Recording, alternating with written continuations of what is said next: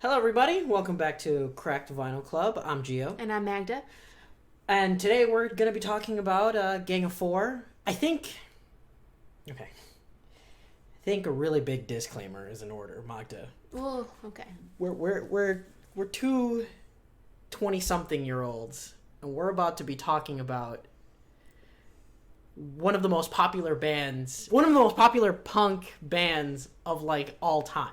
So whatever we're about to say, I think should be taken with a grain of salt, only because we're gonna say something so stupid that it's either gonna date us or date how we feel about this album, or we stand by what we said, but all punk ever would kill us. Well, okay, let me get a little back history as to why I even picked this album. Because I did want to know this. Yeah, so again, I did pick it out for this episode. So the reason I picked this one out was, so I have, for people who have Spotify, how, like, Spotify gives you're like, oh, we're generating, like, I think it's 5 playlists for you based off of your recommended history. The daily mix? Yeah, the daily mixes, yeah. So I usually have this constant daily mix that pops up, usually combines David Bowie with The Clash and then some random third artist. Okay. So for this daily mix, usually it's really, like, it's ass. It's a really weird hodgepodge of 80s, like, different style, and it doesn't make any sense. Right. But sometimes this playlist is amazing and suggests, like, new songs I've never heard of that I'm like, ooh, I'm digging this sound. I really, really want to hear more.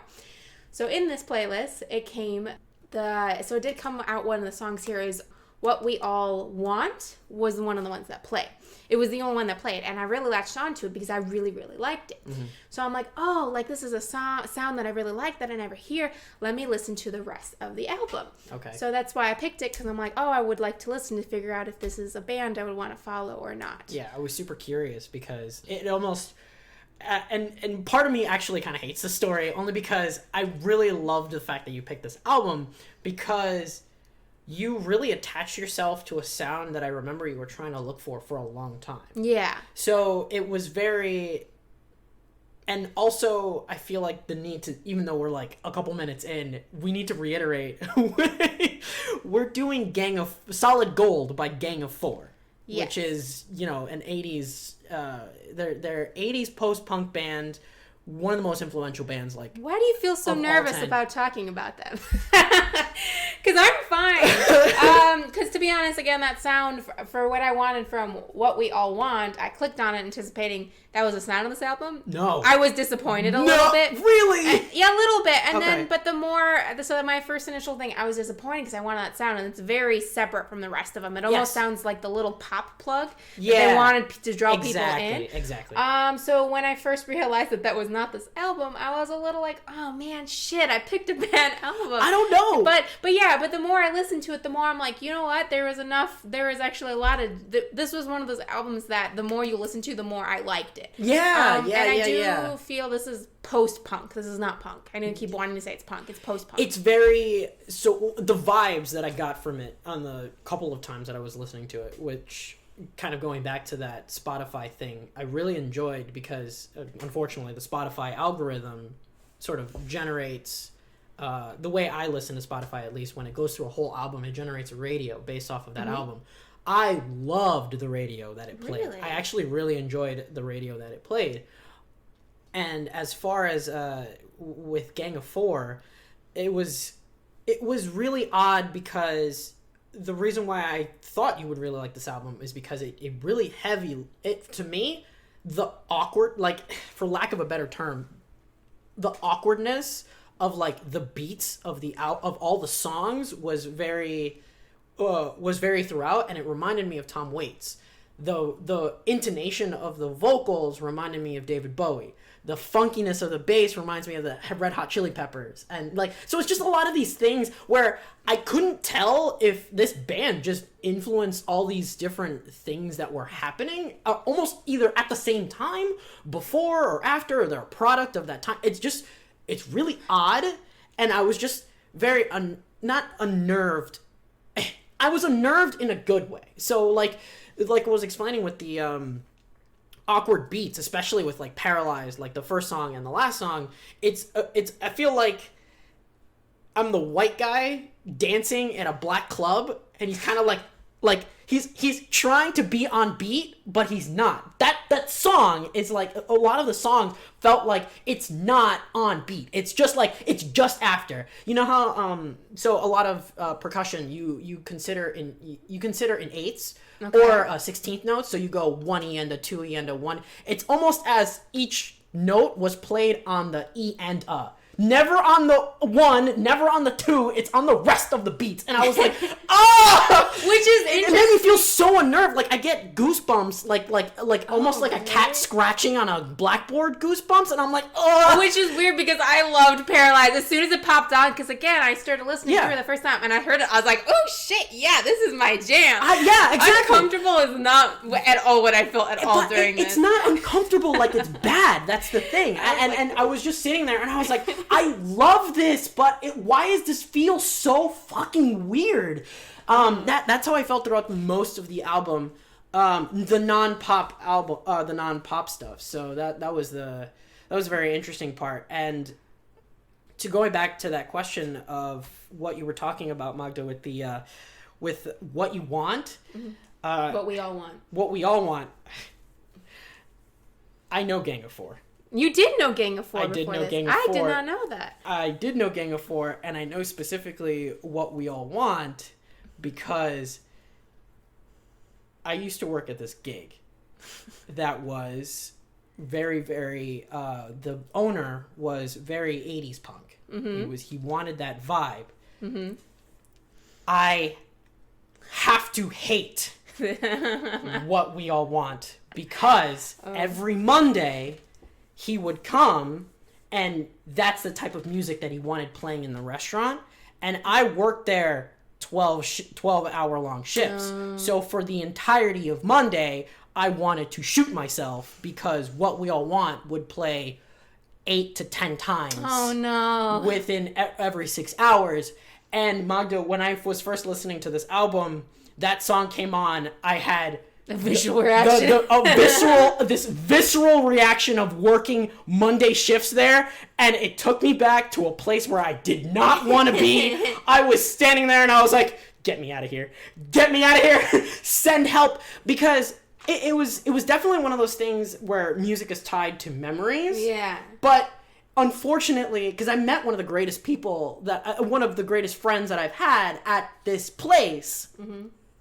but none of it is attached to this song. Mm-hmm. Only the bad parts of working at this place is attached to that song, and I absolutely could not listen to the song. Aww. So that's why I know Gang of Four. I technically did know Gang of Four, but didn't. Without realizing what the song was. Exactly. Because I did want to ask you, because again, when I was listening to this, I had no idea what you would think about this. Mm-hmm. So I'm very curious. I was not sure. I'm like, I'm pretty sure you don't like it, but I'm like, maybe he would. I'm going to give him a little more credit. So what do you actually feel about this whole album? I really liked it. I dig it. I dig it. Yay. I dig a lot. I dug a lot of the songs. The thing is, it's unfortunately, I really wish I bought the record for it, because I'm listening to it on Spotify, mm-hmm. and it's a record that you need to listen front to back. I could not see myself putting a single song on a playlist and actively wanting to listen to that playlist, or I couldn't think of a playlist to put all of or what I did like out of the music. Mm-hmm. I couldn't think of a playlist theme. Like I know that's how you build your playlist, Magda.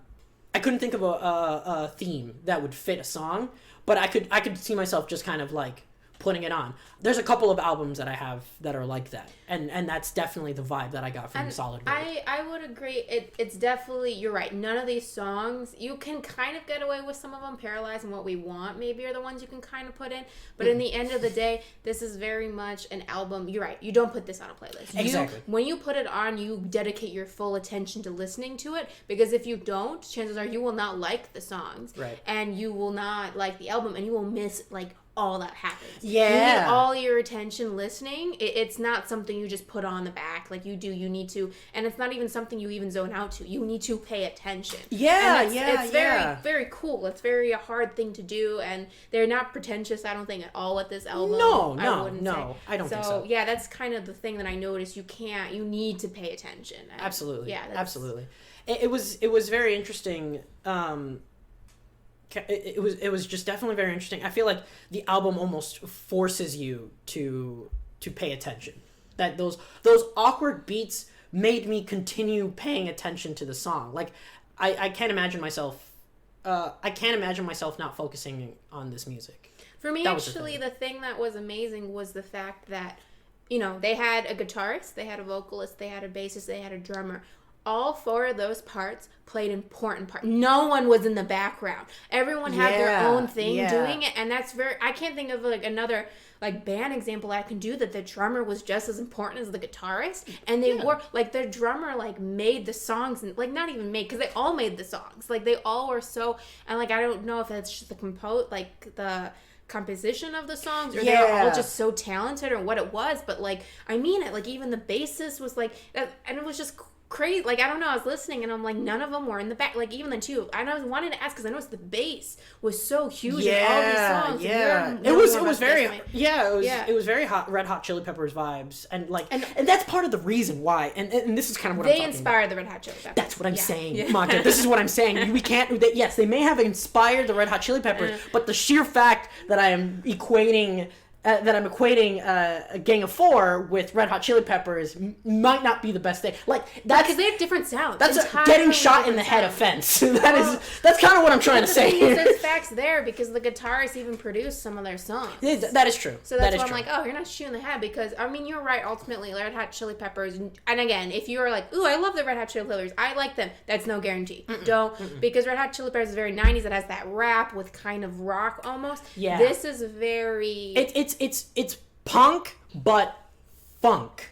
Yeah. Yeah, it was, and that was very dissonant. Exactly. While punk's very loud, this is very exactly. Yeah. Almost experimental. I felt. I was gonna ask you, do you think this was? I felt very experimental. Okay. Actually, with a lot of Gang of Four, I ended up, which is interesting because I ended up listening to Entertainment which I figured that's one you like better. I didn't like it. Oh really? I was listening to it. I was like, eh. Yeah, because that's the thing too. When I had to pick it, and I was reading, because again, I knew nothing about Gang of Four, so I'm I want to do this. Let me just poke around. I was surprised to hear how influential they are. But the thing that's creepy about them is they're influential, but when you Google and Wikipedia, there's no information. It's on super any short. Of them. It's half a page. They're one of the most influential, and you're okay. Are they all dead or something? Yeah, it's just, can you tell me more? But nothing. It's just, it's like a paragraph on the Wikipedia page. Yeah, for the most part. But anyways, I saw that the big one is Entertainment, so I'm oh, well, let me click on this one. And actually, I was clicking, and even though Entertainment's the higher on the list, I was more drawn to Solid Gold because I felt Entertainment was,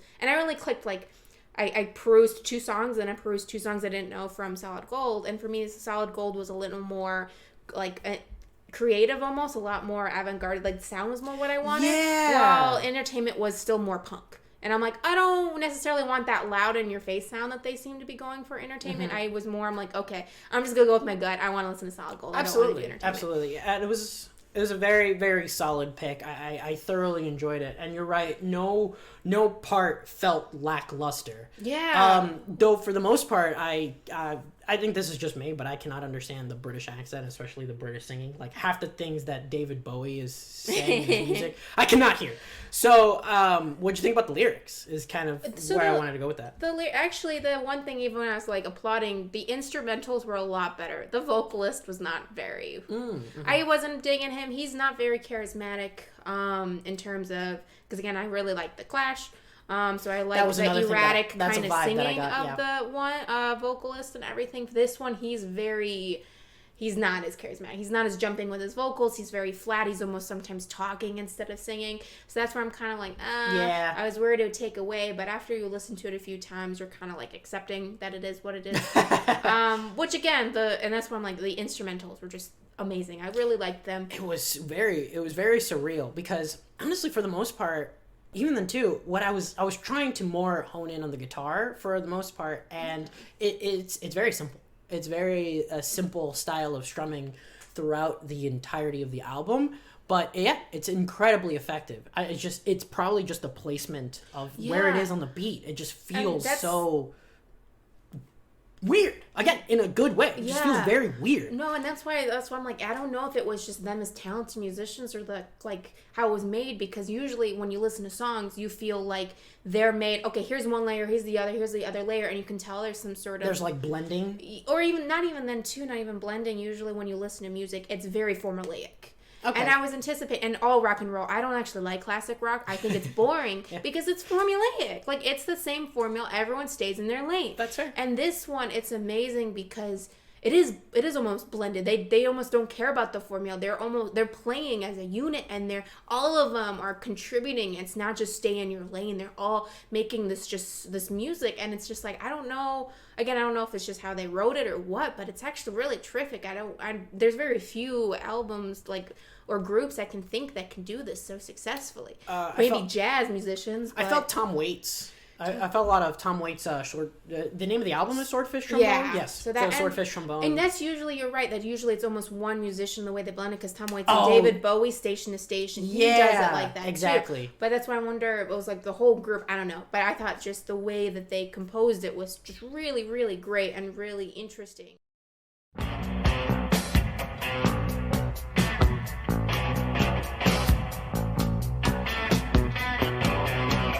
Blinker. But anyways, going back to what you're saying specifically with the lyrics were they were okay. Like, again, you mentioned Tom Waits is better, like, as a lyricist, is way more talented. Like, I wouldn't say that these lyrics, they're not poetic they're not poetic, but I do think that they're not pretentious, which a lot of times punk and post-punk, I think... Really? Yeah, I don't know. Like I said, I told you, but I kind of think punks are posers for the most part. And this is why we're gonna get killed. I don't care. I'm not a punk. I enjoy this music, but, like, I don't know. For the most part, I feel like they're all talk. But this one, I like it because usually, like, I don't know, when you think of punk, they're mostly, like, anti, like... Establishment, anti-government, but these, I noticed the lyrics here were a lot more about actually things in the culture that they were against. It's a lot of almost, they were wondering. Like, always talking about apathy and how they don't want to be apathetic. I noticed there was a lot of that. There was a lot of actually feminist stuff in some of the lyrics. Oh, really? Yeah, so there was a lyric, like 2-3 songs even, were more about, like, women and kind of breaking free from that, and they were very much against the pursuit of money, so, like, that capitalist adventures were a lot of the lyrics, and they were against, like, you know, they're about oppression of order. They didn't like that either. So they still kind of had that against the almost anti-authority or anti-over stuff, but it wasn't so much as just, like, it was almost in a way that it wasn't exactly like, oh, let's do anarchy instead of this. It was still social commentary without... Like That's why I'm like, I don't want to say that they're punk, because when you listen, I don't know, I don't think, usually with punk you have to be like, fuck this, fuck everything. They were more of, this whole thing was like, oh, we're in a state of apathy because we're supposed to be and we're trying to break free, but we don't know how. Okay. So their lyrics, again, and I did enjoy it, but for the most part I would say... the instrumentals were... Yeah, it was just top-notch for me. Yeah. It's just funny because the only lyric that I could understand about the album was in the ditch was "Show me a ditch and I'll dive right in." Which I thought of you, yeah. I was like, yeah, I just want to do that. And it's just, show me a ditch and I'll dive right in, I think it is. Yeah. And just kind of that repeats over and over again. I'm like, yes. I know, I listen, I'm like, what a mood! It's Gio's favorite. What a mood. So speaking of, speaking of the instrumentals, trying to go back to that, I am surprised that you liked the funk, not only the bass, but the guitar of this, but you didn't like Nile Rodgers. A lot of the strumming that was happening is very Nile Rodgers-esque. It was very that funk. And I feel like, because mostly with Nile Rodgers stuff, unfortunately I think it's him. I don't like it. For him, it's just like it's just the guitar. While here, there's like a whole group component that there's other things to listen to. It's like this blending of everything. That's one, and then it's that singing melody line. Fair. And that's it for all of his fucking songs. And it's just like, okay, well here again, like, And, you know, I like this album because I miss drummers, because drummers are so talented, but we don't really hear anything with drums anymore. So this one was cool because you did listen to the drum, and, like, it did, like, use actually the drum kit, not just one freaking thing the whole time for all the albums. So yeah, I think they're using what it sounds like, especially in Paralyzed, that... Yeah, and they used it quite a bit. I think, don't quote me, because I'm not a drummer in any way, shape, or form, but I think it's the rim of the snare. So he's kind of you're hitting like the side of the drum. Yeah. So it makes just makes a completely different sound, which is what he kept doing. So it was kind of like he's holding his drumstick over the top of the snare and he's hitting the drums, but the side of the snare drum itself. Yeah, and so again, I really liked it because I feel like for most drummers, they're like the bassists, they're just there for like the underbelly of the melody. But I feel like for them, you're actually exploring what you could do as a drummer instead of, hey, just keep the beat so you keep us together. Right. It's not just the bassist was the melody, not necessarily was the melody. Yeah, the bassist was the melody, not necessarily the melody and harmony. So the harmony usually keeps everybody in time, but the bassist was there to be the melody, which in my opinion might be the reason why the rest of the instrumentals felt offbeat the whole time. Yeah, because the bassist and the drummers they aren't there to keep the beat. They're there to be the melody, which is they're doing their own thing. So since they're off doing their own thing, there's nothing in the harmony, so it just feels awkward because it just feels like they're kind of just playing, not necessarily playing in time. Oh. Almost very, yeah, you're right in a way, it's very jazz-esque, but the thing about jazz is that when someone solos in jazz, everyone else is still doing a harmony, so that soloist is still in time. There was nothing catching the rest of the melody if they were, quote, soloing. If the rest of the band was playing their own thing, there's nothing catching the band to have them return to a certain time. They're just in a certain time signature. That it was weird. It was really weird. Yeah, that goosebump thing, that's kind of what I'm talking about, because you almost want to tap your foot to a beat, but there's no beat. There's no beat that they're following. That's kind of what I'm trying to get at. But you still kind of get in a zone. You're listening to exactly. So that's what I'm saying. Like, I know I'm having fun at the club, but I'm like, I know I'm not the best dancer there. Okay, but that's interesting because I did notice, because I liked most of the songs, but there were 3 songs I did not like. And one of them was The Republic. Yeah. And I didn't care for it because actually that's because I didn't like The Republic, and I also didn't like Y Theory, and I didn't like Outside the Trains Don't Run on Time. Okay.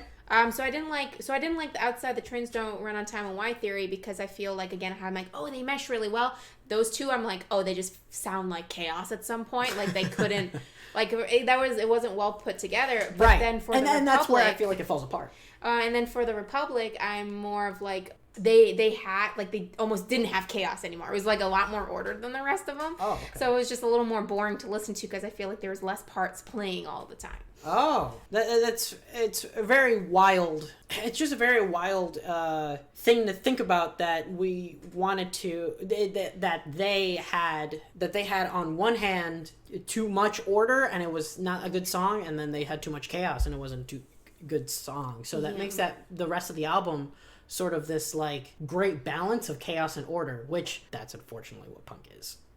Yeah, I mean, even then too, though, that's why I'm like with Y Theory and Outside the Trains Don't Run on Time, it's one of those things that also I'm like, okay, for me, the instruments just were fucking just going off on a tangent, but when the lyrics, those 2 songs were a little more about, like Outside the Trains Don't Run on Time were more about the oppression of order and how everything has to be in order, and like, that's the lyrics where like his wife has to fetch something for him. So I don't know then if it's like he's talking how he's obsession about order, and then they have this chaos music to kind of show a disjoint between the 2. Oh, okay. And then Y Theory was a little similar because Y Theory was more, the lyrics more talking about that people don't get along, there's different opinions and all of that. So it could have been complementing the mesh of like that stuff. So that's why I'm like, chaos of everybody thinking different thoughts. Yeah, so maybe that they did it on purpose to make it a lot more like. To make their point come across, not only in their vocals but in their music. Or I could just be justifying the fact that I didn't think it was good. Yeah, no, but I am with you though. Those songs are the weakest. I'm trying to go through the track list. Yeah, with Y Theory, I didn't care for. I did It's not my favorite, but I did like Outside the Trains Don't Run on Time. That sounds the most like Clash wannabe. It almost sounded like Train in Vain, and I don't know if it's because they both said trains and that stupid harmonica thing. That's what you were thinking? Yeah, for me it sounded like that, but that's one of the ones that I'm like, oh, it was just a mess. I don't know. I wasn't. But why did you like it?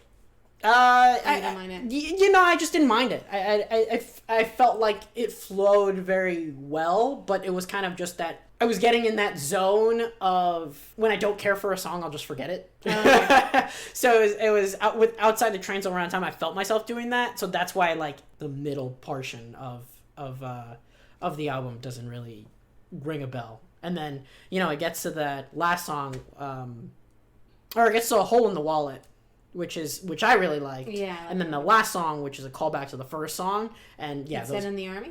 Yeah, He'd Send in the Army, which felt like a callback to Paralyzed, and those three songs were just like the highest ranking. Oh, really? Because for me, He Sent in the Army was one of the more forgettable ones.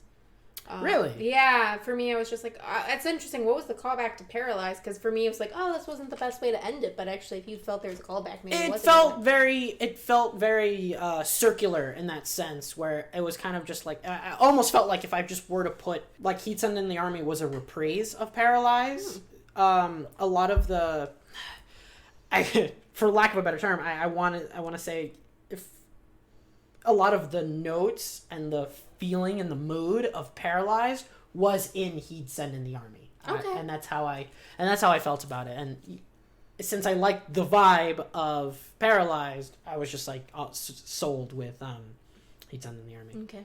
And then you know me, so I have to talk about it. One of my favorite ones. I loved Cheeseburger so much. Yeah, it was weird. I loved Cheeseburger. I loved the audio clips that they used. Yeah, that was weird. Oh my god. So so Cheeseburger, they do this cool, like, again, they have the musics, but they do like a audio clip of people ordering like a cheeseburger at a fast food someone joint. says I need a cheeseburger to go. Yeah, and so I love even then too the ending when it goes rah, rah, and then it's like I don't know, he almost sounds like he's a Jamaican guy. He's giving you directions to the next McDonald's. You take a left.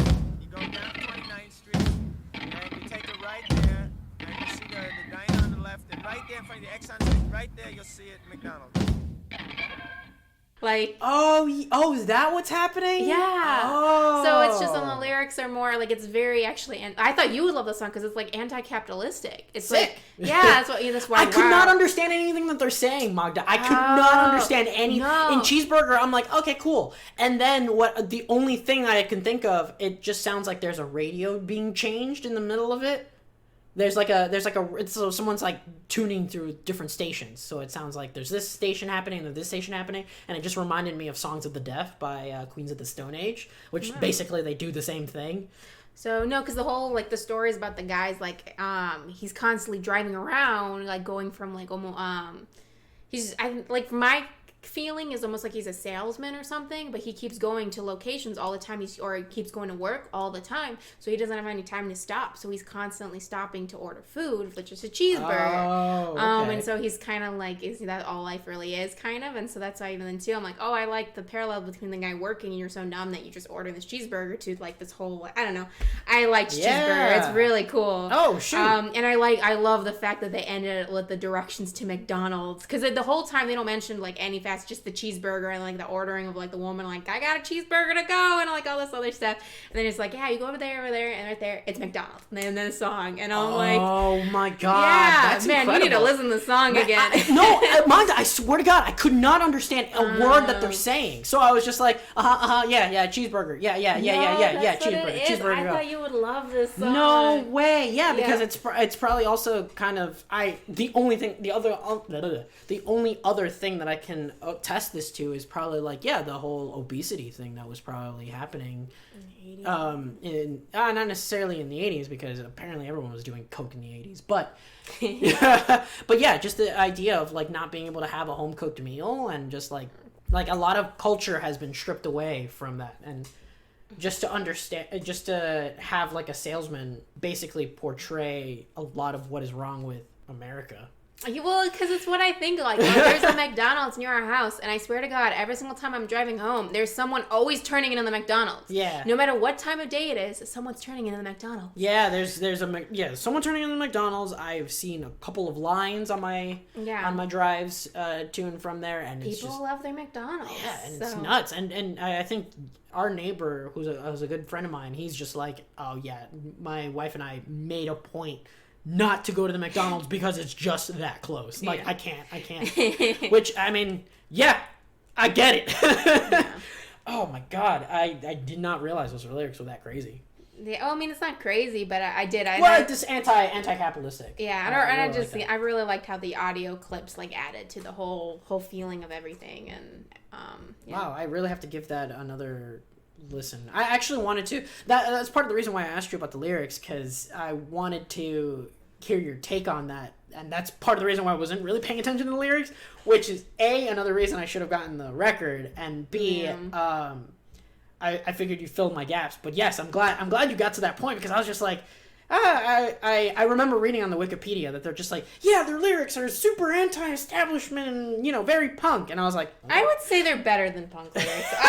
But again, I have my thing against punks. Yeah. Because even then, too, you mentioned that 80s punks were super sexist. Or 70s punks. One of the punks were sexist. They all are? But yeah, and actually one of them, I think it was the guitarist, was like married to like an ultra feminist. Like she wrote like a magazine or something. Oh. So that's why I think so. Like even the two, one of your favorite songs, A Hole in the Wallet, is actually like, it's about women and like how I think it's something that she's like, so even something I don't remember exactly, but I think it's like don't fall in love because like, or even don't even try with the guy because no matter what, you won't get anything from it. So it's, so that's why like all men are dogs sort of. But it's even like a woman trapped in the relationship. So it's just like, even if you try, you're just going to get like, and it's with like the hole in the wall, it's like the emotional like loss of it, that he will never kind of respect you or something. I don't know. Women to know that they are equal. Why work for love if it shows no profit? You'll only earn emotional losses, wasting time for holding no wallet. There is only one condition: stay in bed or in the kitchen. I don't remember, but the lyrics. Isn't that like also like Train in Vain? No, Train in Vain is the man complaining the woman left her. Okay. Yeah, never mind. I thought it said you felt trapped, like. So the one, but ultimately he's just like, you said you loved me, then you felt trapped. Oh. He's complaining she left him. Oh, okay, all right. So it's the complete opposite. I'm not even thinking about that in general. No. Okay, so I was hoping that's what we'd get from the Clash sort of connection there, but no, I just my one brain cell backfired. So no, their lyrics, because again, I'm also it was a hard time understanding most of the lyrics, so I did read the lyrics through, and I'm like, because the other thing I'm curious about is actually, I don't like, we don't listen to them, but there's like artists that they're just like, they're really like, they're basically poets, but they're putting their poetry to music, and for the most part it sucks. Yes, I can think of a couple. Yeah, and it's just like, you lyrics and poetry, for me they're two different things. Don't think, if you're a poet, if I do it, no. If I do it to lyrics, I'll be the best. No, it's often... Though a lot of spoken word artists do become musicians, and I'm going to leave it at that, because I have some feelings about... Again, it can happen, but you have to also respect the fact you're making music, not just writing poetry and putting sound behind it. Yeah, exactly. But that's not what they did here. So I was curious, and actually their lyrics aren't poetry. I was actually curious how it is, and I was reading. It's a little, I'm like, none of this really flows to the point I would say it's close to poetry. It's not like,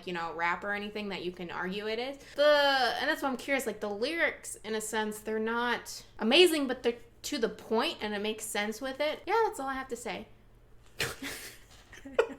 Okay, would you recommend this album to someone, and who would you recommend it to? I don't know. I think I would only really recommend it to people who actually want to listen to music. Just like in general? Because that's the thing. If you like rock, you won't like this. I mean, even hell, if you like Green Day, which is a punk band, you won't like pop this. punk. Yeah, well, you won't like this. And even then, too, like, the Clash is even iffy. So if, you listen to that one I think song... you can get into it if you like the Clash. If you like the Clash because you watch Stranger Things and Should I Stay or Should I Go played, you're not going to like this album. Yeah. Wait, they played Yeah, that was their thing. So okay. It's definitely you, and again, you have to sit and you have to listen to, because even then too, the first time I listened to it, a lot of things flew over my head. The second time, a lot of things flew over my head. It's definitely one of those albums, and there's actually a lot of good albums out there that are like that you need to listen to a couple times when you realize it's a great album. Yeah, and this is definitely sure. one of them. So that's why if you really want to, it's not pretty sounding at all. No, mean no. it's... I meant it when I said the cat scratching on a blackboard. It feels that way, and quote, true musicians will probably cringe too. It felt very like, ugh. Like, it feels weird. Again, it feels very awkward, but in a very good, like, to me, it felt very good. Yeah. So again, if you wanted to hear a different sound, you should go for it. Definitely experimental, yes. I just don't know anyone in my life. Like, I'm trying to think of all the personalities in my life, and I don't know if I would recommend this album It's to, like... kind of like a keep it to myself kind of thing. Oh, yeah, but no one really, like, likes this type of style that this is. Yeah, so, yeah. Because it's not very, like, driving music. Like, it's no, not it's just... not. Like, it's not... I don't even think it's pop, for the most part. It doesn't feel poppy. Like, No. even in what we all want, it doesn't feel poppy. And I was even surprised to hear this was dance punk, because I'm just like... that's what, like, yeah, this album... Is that what the wiki said? Yeah, and I'm that's just, funny. there's nothing about this that's dance-worthy. Yeah, no, again, I'm the only white guy in a black-only club, and I'm like, yeah, but I'm off beat. That's it. That's what it felt like. But that's what it felt like. But everyone is the white guy, and I'm the black person. Yeah, you know what I mean? See, the weird thing about this album, I feel like the people who listen to it already know about it. And that's the thing. It's just like, because the other thing, I can think of people in your life, you'd be like, hey, listen to it. But the chances are they already know about it. Yeah. I can say that. Yeah, I can see that happening. So, and it's not saying that, oh no, don't listen, it's an exclusive album. It's... Give it a shot if you're feeling weird. That's just basically all I can say. Yeah, if you're also like, it seems like a lot of bassists love this band, so definitely listen, because Flea says... Flea must love... Basically, Flea. I could only think of Flea every time the bass came on. Yeah, and you can definitely tell that this was the Red Hot Chili Peppers. Yeah. Listen to them. Like, again, not that their styles are anything similar, but there was enough that you can tell they stole from them to make them their band, which is cool. Yeah. And again, they're definitely, if you are a musician, you should listen to them. I think the drummer was pretty good too. So if you are a drummer, you should listen to it. Yeah. Like if you're a musician, there you go. I would say if you're a musician and you want to hear different things going on with your crafts, you should listen to this. This was a very cool, crafted together album. Excellent point. Excellent point. Yeah, which it's very interesting because I went to look up who the bassist was because I was just like, is this freaking Flea? Am I just listening to Flea? And it's just like, as a 5-year-old. yeah, right. I didn't know how old Flea was in the height of Red Hot Chili Peppers, but I was just like, is this fucking Flea? I'm just gonna look it up. Or it was this guitarist. They all went to produce.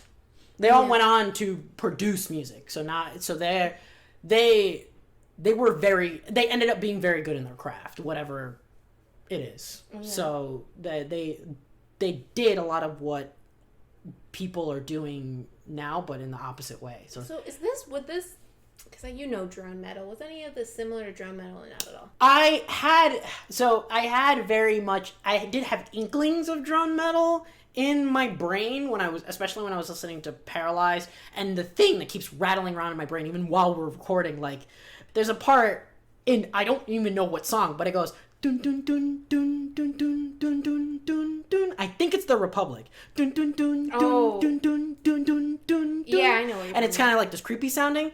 Those two things it kept reminding me of drone metal. The only very, very heavy difference that I would say about drone metal is that drone metal is one note played over 12 measures. Okay. So it felt empty like drone metal, and I'm not the best sort of connoisseur. I'm not the best connoisseur of drone metal, like, at all. Like, I only know two you know more than me. drone metal bands, so that's the thing. So to listen to Paralyzed and to try and make that connection, you can see like where it might have come from. Okay. Like you're like, Okay, yeah, I can see drone metal being here. And that was the feeling that I got. Yeah. Yeah, because for me, I was just like because you know how when you listen to music, you react in certain ways. So I was kind of like doing a little like head nod listening to it most of the time, and I'm just like, what other genre do you do a head nod? And I assumed you would do it for drone metal because you're kind of just like, but I guess it's a little different. This was, I don't know. Yeah, you're supposed to almost feel, and that was another call to drone metal that I also got, was the very much like you're allowing the music sort of envelop you, and for lack of a better term, it's just you're allowing the music sort of to surround you, and that was another feeling of drone metal that I got, that surrounding feeling of awkwardness. It's not necessarily that I'll get it in drone metal. You don't get awkwardness, but you just feel the vibrations of being inside an amp with drone metal. And that was the sort of the one electric spark of connection that I could make to drone metal, which what I felt. Yeah. Yes, so I do agree. It's very experimental, where I feel like a lot of things either took influence from, or you can call it back from other music, which is... But it's crazy because there's nothing on the internet about what happened with the connection. I think that's so weird. Yeah. Because you see, this is influential here, and all these magazines that rated them. But there's no information. Like, not really. It's just a Billboard, top 500 albums of all time? There's a couple, of all time. Yeah. Like, it's #1 punk album, I think you're right. That some magazine rated it like that. Wow. I don't know. But that was for entertainment, not Solid Gold. Solid Gold's lower on the list, but we're talking about Gang of Four. But even then, too. Gang of Four. It was 24th best album of the 80s. Yeah. Best album of the 80s. You're competing with things like Michael Jackson and Prince and Madonna. And you're competing with Blondie. You're competing with like a bunch of one-hit wonders. You know, suddenly this band that I've never heard of. Right. And I mean it. And even then too, like there's like a new wave thing on Spotify. Only Damaged Goods popped on. Like of this thing, and it's like all this list. So that's why I'm like, it's crazy that like is how hidden they almost are. Yeah. Even though that they have such an interesting sound. But who would you recommend this to? Oh, I definitely agree with you. I would recommend it to musicians. I also would recommend it to people like myself who are who want to get into the undergroundness of punk. If they like weird stuff, and if they just want to listen to an album and not necessarily zone out, but have a certain feeling sort of envelop them, definitely this album is for them. Not driving. It's not. I kept listening to this album driving, and I was just like, I don't feel well. Oh, really? Yeah, it's definitely one of those things where it's just like, I feel like I just want to drive into a ditch. That's what I kept feeling like, and I was just like, it's the music, and again, this is not in a bad way. No, like, I know. I feel like I just want to crash into another car just to satisfy the feeling that this album is giving me. And I'm serious. I just want to just drive into the right. I don't even care what I hit. Just go. Just go until the car stops. All right, so don't listen to this album while driving or cross traffic accidents. Yeah. Or like I just wanted to stop in front of the train track and just wait. That's and again, it's not in a bad way. Like and a part of me, and this is why I say I would recommend this to someone who's trying to get into punk, because this album made me understand why people mosh. Like, why people beat the shit out of each other in, like, the middle of, like, punk. Because I'm just like, oh, they're just, like, the music is getting to them, and they just need to let out this, like, unfettered rage, but they're not actually angry. And it's just like, when all is said and done, everyone's just, like, unconscious, from all the taking head smacks to the face. And that's just, like, that's the only way they could let it out, like, when that music is just enveloping them. See, this is strange, because I was just vibing the entire time I listened. I must be dead inside to not feel rage. I didn't feel rage. I more felt awkward. It felt like there was a lot of grunge happening. Almost. If I could, it's so hard to describe the feelings that I was just, like, getting with this album. And I know I always say that about albums, but like it, but you're kind of right, because with this album in general compared to like the past two that we did, I can think specifically of the sound. This one you listen to, right, and it almost fades. And you remember kind of it, but I couldn't tell you the melody lines. Right. I could barely, like, again, I only know the lyrics because I read them, because I was curious about them. Yeah. So then you realize, like, you remember you liked it. But, like, that's why I was worried we wouldn't have a lot to talk about, but apparently we do. I was worried, like, I'm just like, I don't know if I could talk about any of the melody, like, music. Yeah. Because I can remember, and I remember I liked it, but if you told me to sing, like, one of the, Nothing gets stuck in my head. No. Nothing gets stuck in my head. Like, again, all I hear is dun dun dun dun dun dun dun dun dun, and I don't even remember what song that was from. And all I remember, and that's what, when we kind of talk about... I think you're right, it was Paralyzed. It was Paralyzed, you think? Because I remember the lyrics. I think that's what it was. and that's just the thing. I can't think of, like, now that we're, like, talking about it, I can think of the bass line. The one that reminds me of Flea. Oh, it might be that. Yeah, no, I got it. I think it's Heat Sent in the Army. I think it's either Heat Sent in the Army or Hole in My Wallet. Or A Hole in the Wallet. Because the bass line goes...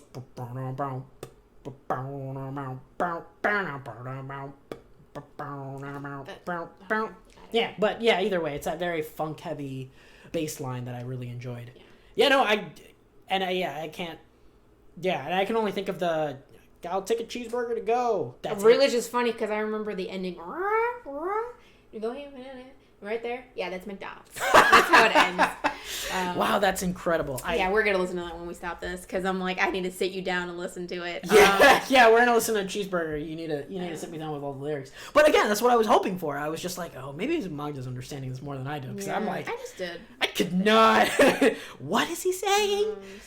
It's a lot with English. Oh, English lyricists. What's up? And I also liked how the vocalist. It's not like there's one head. Like I liked it when they like spoke like.